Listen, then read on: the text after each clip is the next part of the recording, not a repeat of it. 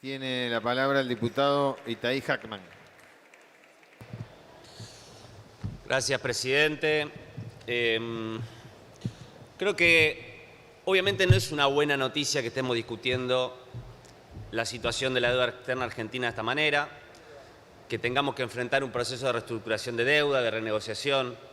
Obviamente no es una buena noticia, sobre todo considerando los antecedentes históricos de nuestro país con las sucesivas crisis de deuda que hemos atravesado y que uno creía que podíamos haber aprendido una lección en relación al rol que juega el endeudamiento externo y la manera en que es conveniente para los intereses nacionales utilizar la herramienta del endeudamiento externo.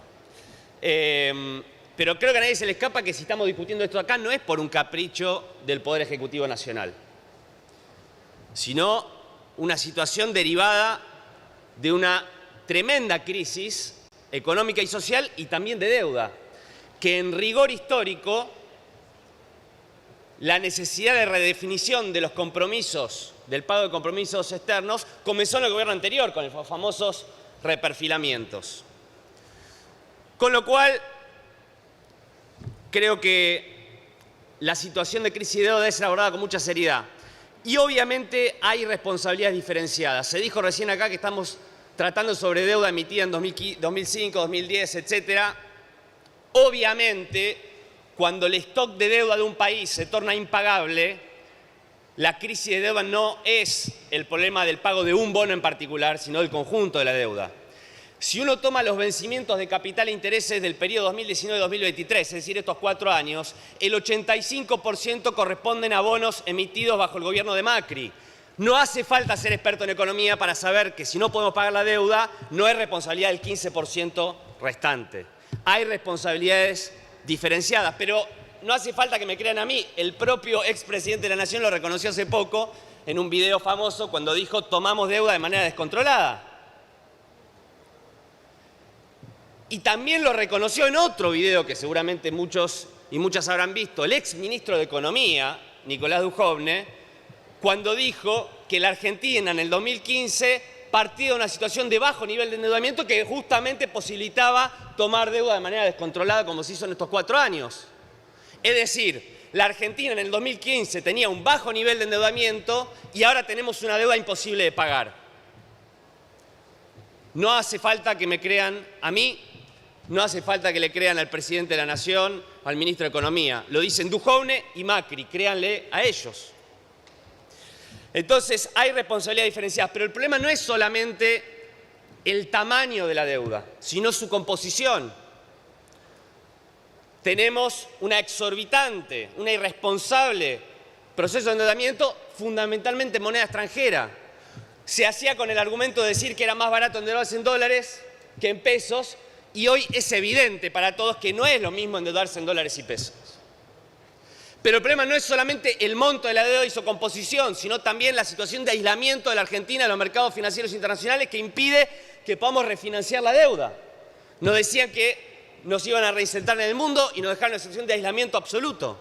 Pero el problema no es solamente el monto, la composición de la deuda y el aislamiento de los mercados financieros internacionales, sino también la funcionalidad del endeudamiento externo.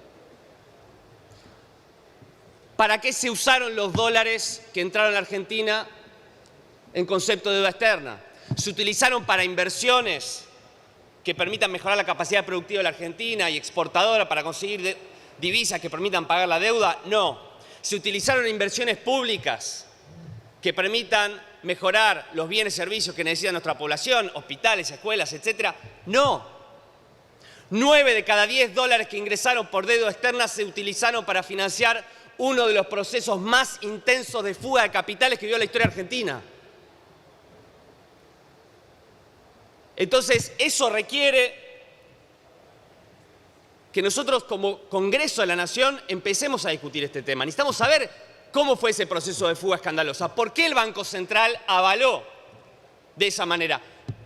Existen grupos económicos aliados al gobierno anterior que hicieron negocios en los primeros 2 años con altas tasas de interés de los bonos y luego fugaron barato dólares de la Argentina. Requiere que lo investiguemos. El proyecto que hoy estamos votando obviamente es mucho más acotado que esto. Es un proyecto que inicia un proceso de renegociación con un sector de los acreedores privados, que son los bonistas que tienen títulos emitidos bajo jurisdicción extranjera. Pero yo quiero rescatar lo siguiente para terminar. Recuperar la sostenibilidad de la deuda, como dice este proyecto, que todos estamos de acuerdo que la Argentina necesita poder hacer la mejor negociación posible, pero dice muy claramente el proyecto, y con esto termino, la sostenibilidad de la deuda no es un fin en sí mismo. Una deuda sostenible no es solamente una deuda que se puede pagar. El proyecto dice, sostenibilidad de la deuda es una deuda que es compatible con la reactivación productiva y el mejoramiento de los indicadores sociales básicos. Sostenibilidad de la deuda es una deuda que es compatible con la autodeterminación económica y financiera de la Argentina. Es decir, la sostenibilidad de la deuda es un medio para reactivar la economía argentina, atender las necesidades sociales de los sectores más postergados y para recuperar la soberanía económica de nuestro país. Por eso este proyecto es tan importante, porque claramente marcan una guía de cuál es la orientación política con la cual el gobierno va a negociar esta deuda y las razones y estos postulados por los cuales obviamente vamos a acompañar este proyecto. Gracias, presidente. Gracias, diputado.